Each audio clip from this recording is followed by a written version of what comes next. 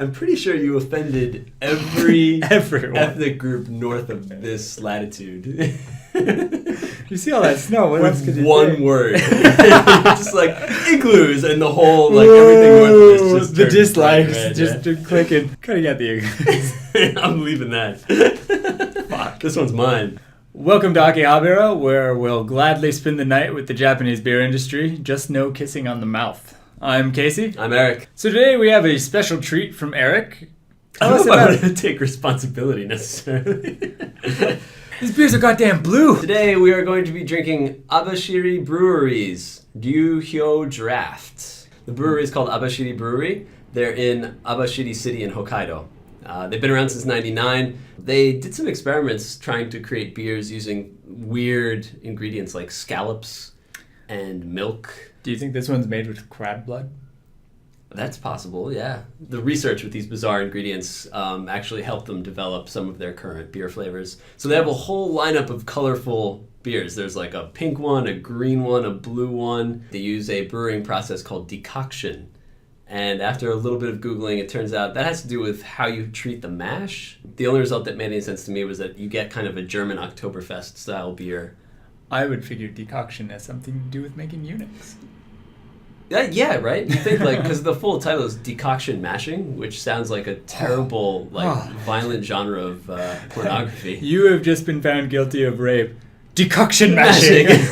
So I guess We just try this. we try this All now. right, man. Still nice and cold? Kanpai. Kanpai. There's an inky taste to it.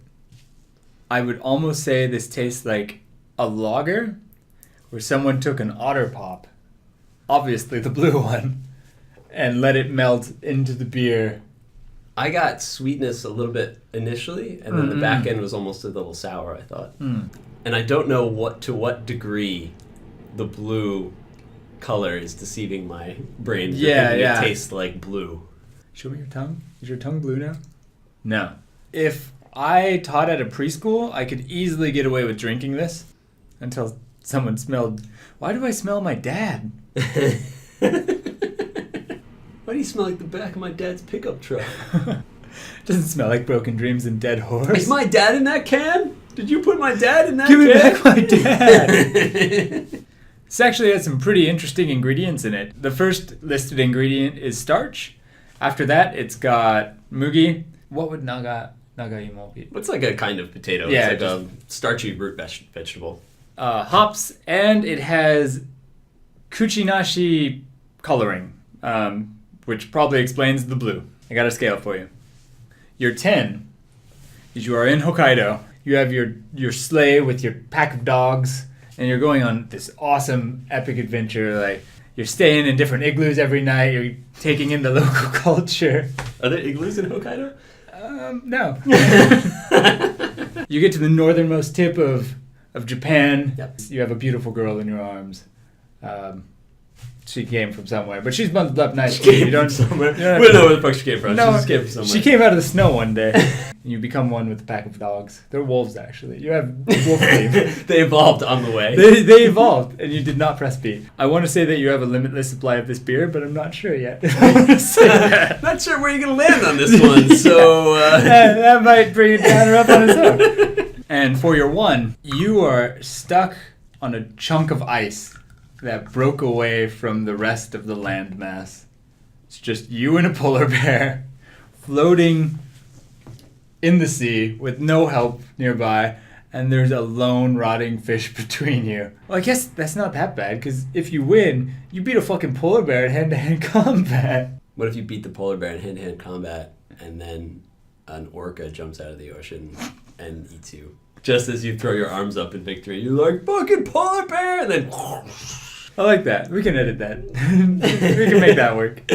On a scale of eaten by an orca to snow princess, let's imagine a two-dimensional Cartesian plane on which the orca to snow princess is the x-axis, and the you didn't give a goddamn at all about this beer to you are an incredible brewmaster is the y-axis. This gets a 3 on the flavor scale and a 5 on the effort scale. Okay. This is an interesting beer. It's got a crazy color to it. They used a kind of potato It's got a theme. It's not terrible. Yeah. Again, it doesn't deserve the negative scale. But it just doesn't taste particularly good. It's an average, maybe a little bit less than average lager. I really like the effort, and to me, a lot of times that's worth a lot more. Like, they obviously put love into this. This isn't great. I would not buy this just to drink it. But I like it. Compared with like a normal lager, you're probably just doing better with the normal lager. I'd say definitely give this at least one try. I'm just going on the Orca to Snow Princess adventure. I would give it a 4.5, but it gets a +1 for effort. So it gets a 5.5 overall from me. I'm going to go that way, because Y-scale is just too much. I think one-dimensionally.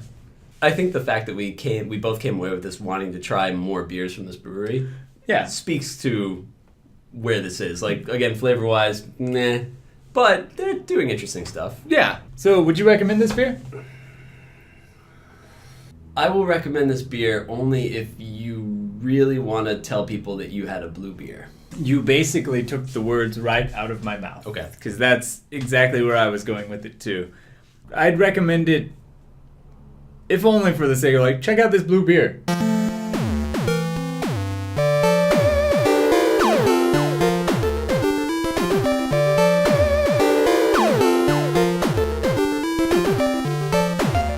As always, thank you for joining us. Don't forget to like and subscribe. Facebook, Twitter, no Instagram.